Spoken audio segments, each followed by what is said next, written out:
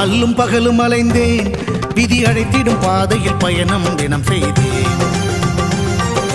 கண்ணீரே சுமந்தேன், பல துன்பங்கள் சுமப்பதை வாழ்க்கை என நினைத்தேன். இன்பம் என்றால் அது என்னவென்று கனவிலும் கூட கண்டதில்லை. எரிமலை பிழம்பில் நீந்துவதே பிறவி பயன் என நான் இருந்தேன். கருப்பசாமியை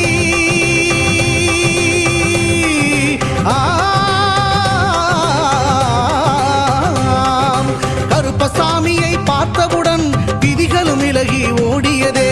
வெறுப்பென வாழ்ந்த வாழ்க்கையை மாற்றி சிறப்பாய் வாழ வைத்தவரே. புலிகரை நோக்கி புறப்படுவோம், நம் கருப்பனின் அருளை தினம் பெறுவோம். புலிகரை நோக்கி புறப்படுவோம், நம் கருப்பனின் அருளை தினம் பெறுவோம்.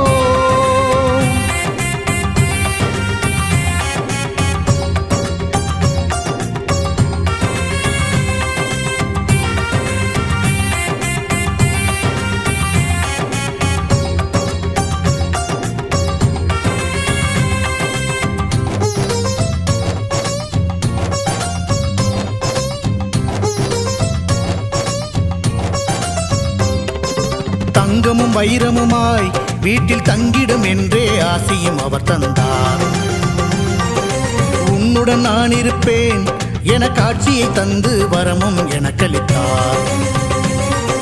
புதுவித வாழ்க்கையை அள்ளி தந்து புறப்படு என்னுடன் என்று சொன்னார். பரம்பொருள் யார் என உணர வைத்து என் பரம்பரையை அவர் காத்து நின்றார். எந்த திசையிலும் வாழ்பவனே